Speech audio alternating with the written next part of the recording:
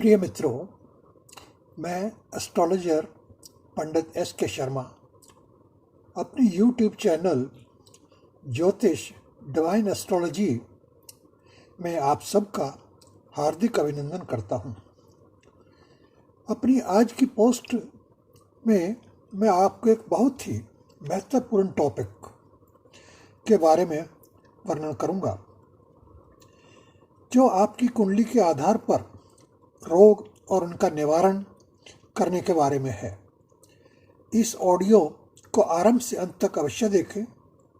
और भाइयों, हमेशा की तरह एक जरूरी निवेदन है, कृपया लाइक का बटन अवश्य दबाएं, अधिक से अधिक पोस्ट को शेयर करें, इससे हमें प्रोत्साहन मिलता है। प्लीज़ ऐसा करते रहिए। दोस्तों, आज के समय में शायद ही कोई ऐसा प्राणी होगा जिसे कोई रोग या स्वास्थ्य संबंधी समस्या ना हो। कुछ न कुछ रोग तो हर एक के साथ लगा ही रहता है। कुछ रोग तो ऐसे होते हैं कि वो आते हैं और शीघ्र ही ठीक होकर चले जाते हैं, परंतु कुछ रोग ऐसे भी होते हैं जो एक बार आते हैं तो जाने का नाम नहीं लेते। और कुछ रोग ऐसे भी होते हैं कि जो आते हैं, प्रॉपर उपचार, दवाई, डॉक्टर से विचार विमर्श करके वो सब ठीक हो जाता है। लेकिन यहाँ सबसे चिंताजनक वो रोग होते हैं जो एक बार आए और जाने का नाम नहीं लेते। जैसा कि आप जानते हैं, डायबिटी, ब्लड प्रेशर, क्षय रोग इत्यादि इत्यादि। डायबिटी के बारे में तो ये भी कहा जाता है कि कुछ ही दिनों में हमारा भारत देश डायबिटी की कैपिटल बनने की ओर बढ़ रहा है। लेकिन हम ऐसा नहीं चाहते। हम तो ऐसा ही चाहते हैं कि हर रोग का निवारण हो और हमारे सभी भाई स्वस्थ रहें। मित्रों, आगे बढ़ते हैं। कई दफ़ा प्रॉपर ट्रीटमेंट लेने के बावजूद, पूरा प्रयत्न करने के बावजूद भी हमें रोग के बारे में पता नहीं लगता कि रोग है क्या। और पेशेंट दिन पे दिन बीमारी की ओर आगे बढ़ता चला जाता है। उदाहरण के तौर पे मान लीजिए कैंसर ही है। अगर एक दफ़ा शुरू हो गया तो इसके ठीक होने के चांसेस बहुत थोड़े होते हैं। समस्या तब उत्पन्न होती है जब ऐसे रोगों का पता ही तब लगता है जब ये बहुत अधिक एडवांस लेवल पे पहुंच जाते हैं। डायबिटी के बारे में तो कहा जाता है कि एक दफ़ा हो जाए तो जाती ही नहीं है। दमे के बारे में पुरानी कहावत है, दमा तो दम के साथ ही जाता है। लेकिन फिर भी मित्रों, हमारे हालात जैसे भी हों, परमात्मा ने हमें बुद्धि दी है, ज्ञान दिया है, सामर्थ्य दी है। हम हर तरीके से अपनी बीमारी को दूर करके स्वस्थ रहना चाहते हैं। जब डॉक्टर वैद्य की औषधि से हमारे प्रयत्न कामयाब नहीं होते तो फिर हम परमात्मा की तरफ देखते हैं, उससे प्रार्थना करते हैं कि प्रभु हमारे कष्ट रोग को दूर करो। और परमात्मा हमारी पुकार को अवश्य सुनते हैं। कहा जाता है दवा से ज़्यादा दुआ काम करती है, जो वास्तव में सच्ची बात है। अब हम अपने पॉइंट पे आते हैं कि अपनी जन्म कुंडली से रोग के बारे में हमें कैसे और क्या पता लगता है। मित्रों, जन्म कुंडली के अष्टम भाव तथा अष्टमेश से रोगों के बारे में काफ़ी जानकारी मिलती है। ग्रहों की सामर्थ्य, उनकी पोजीशन, उनके गुण अवगुण को सब कुछ ध्यान से देख के इनका उपचार भी किया जाता है।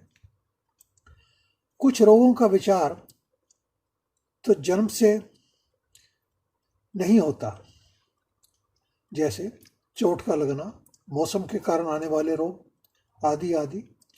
इनका विचार कुंडली के छठे भाव से लगाया जाता है। अन्य ग्रहों की स्थिति के हिसाब से भी रोगों को देखा जाता है।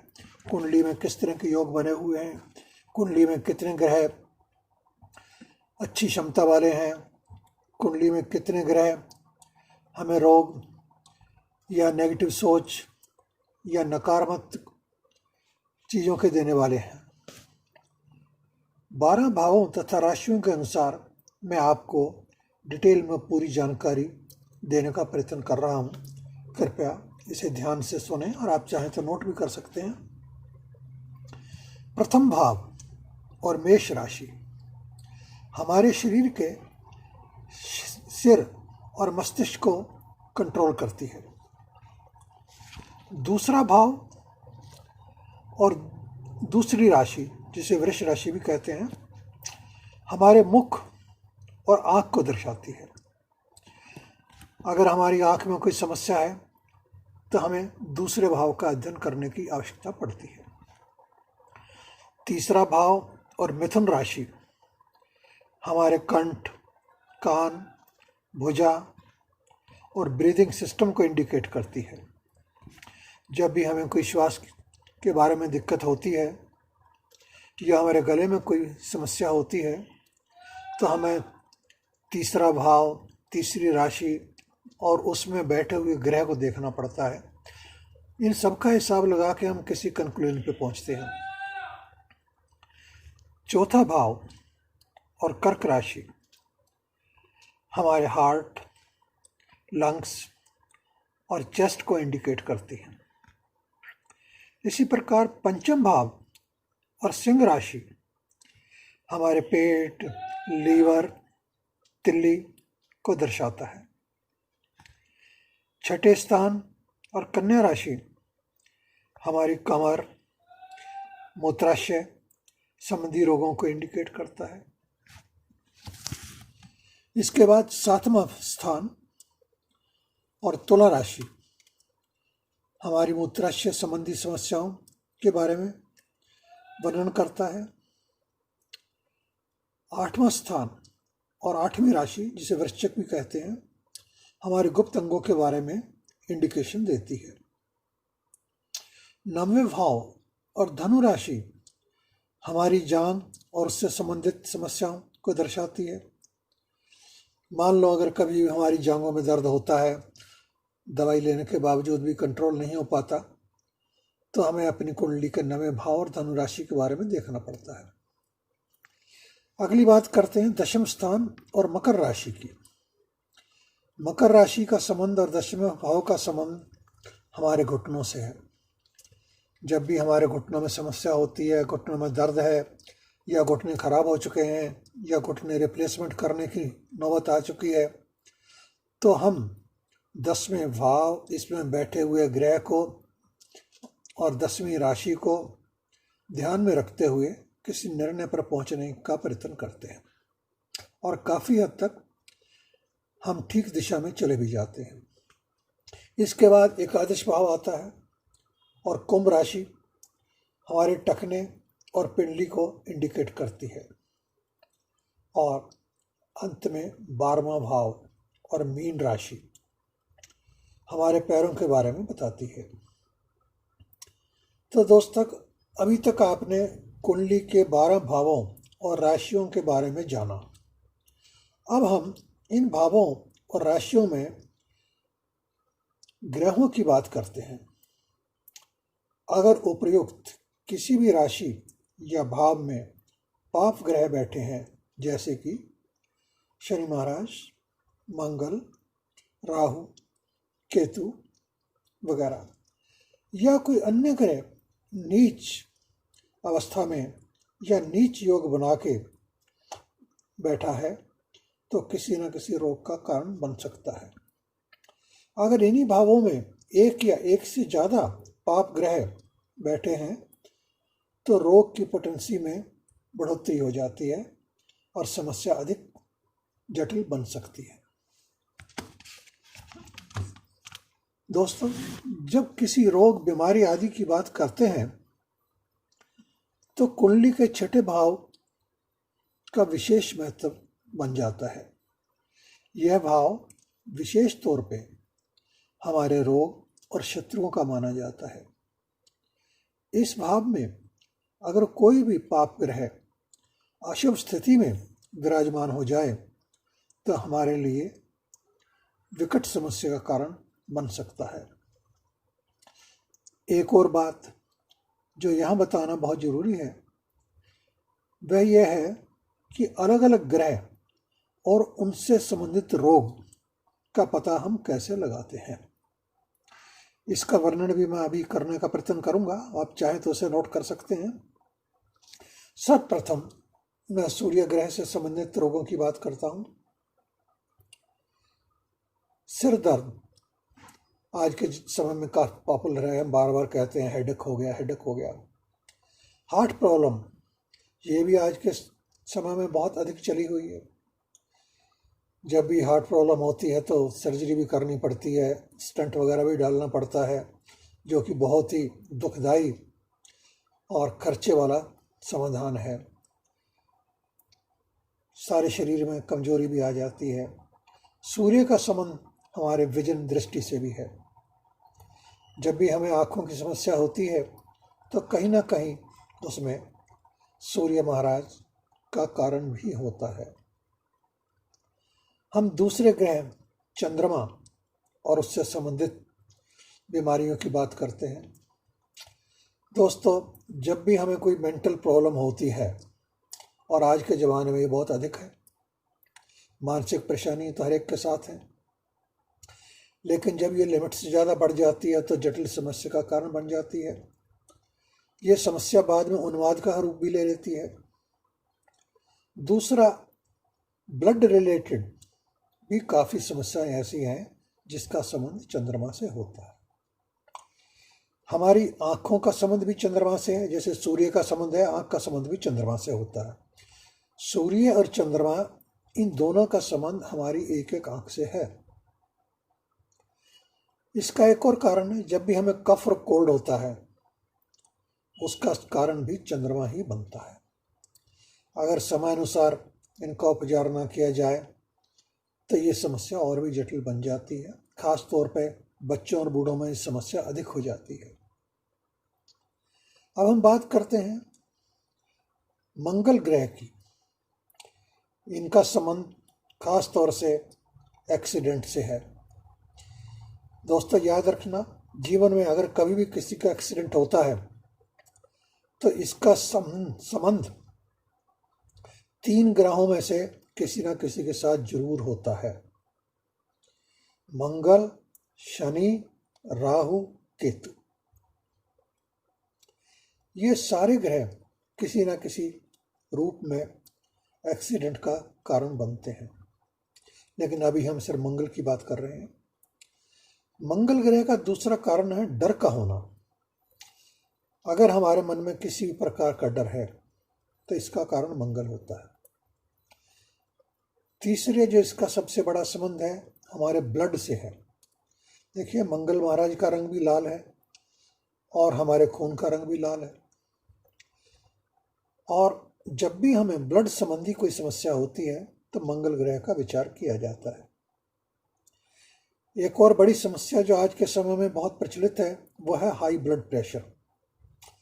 हाई ब्लड प्रेशर जब भी किसी जातक को होता है तो उसमें कहीं ना कहीं मंगल का रोल अवश्य होता है। मंगल के रोल के बिना हाई ब्लड प्रेशर नहीं होता।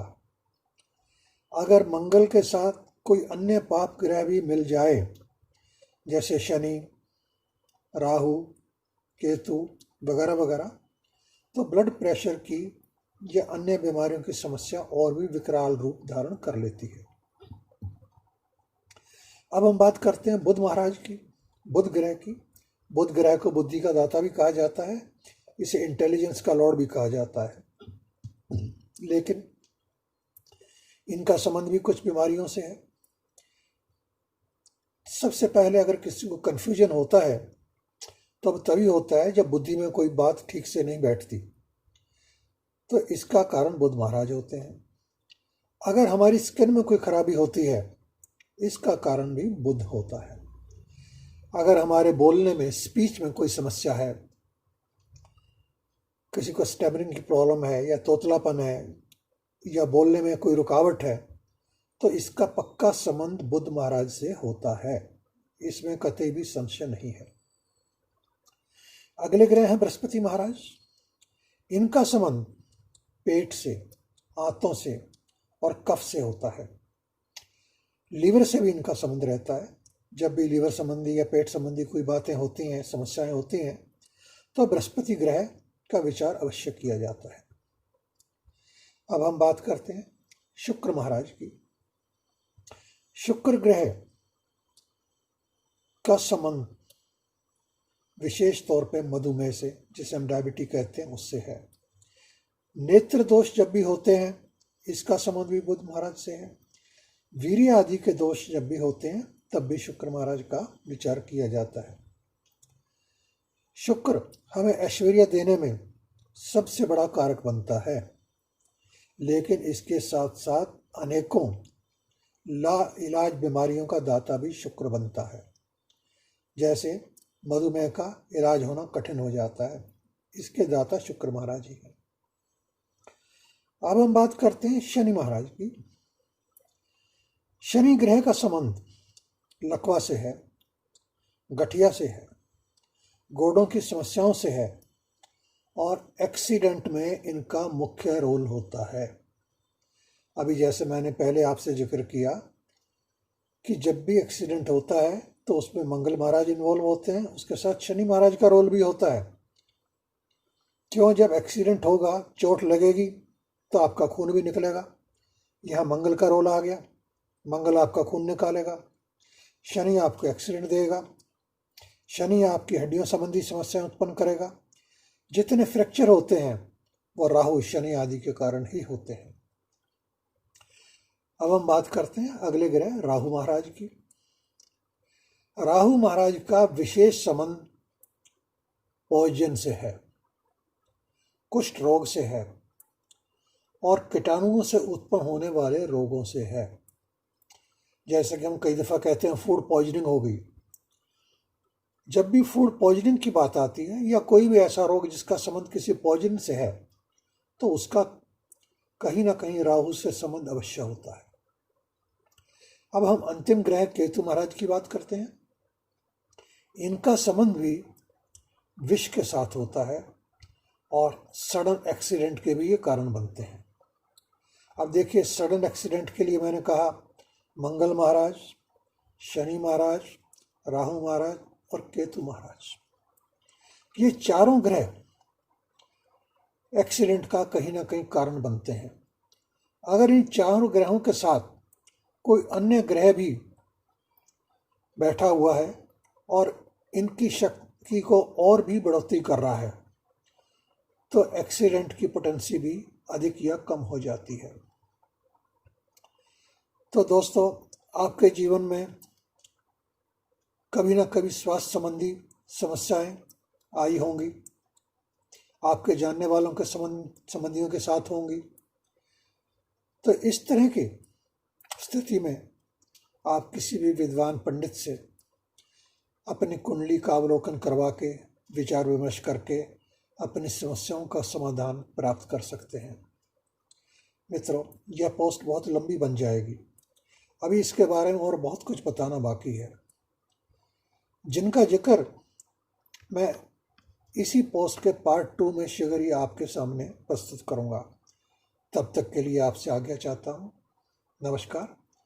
चलते चलते आज का टिप है, अभी मित्रों श्राद्ध शुरू हो चुके हैं।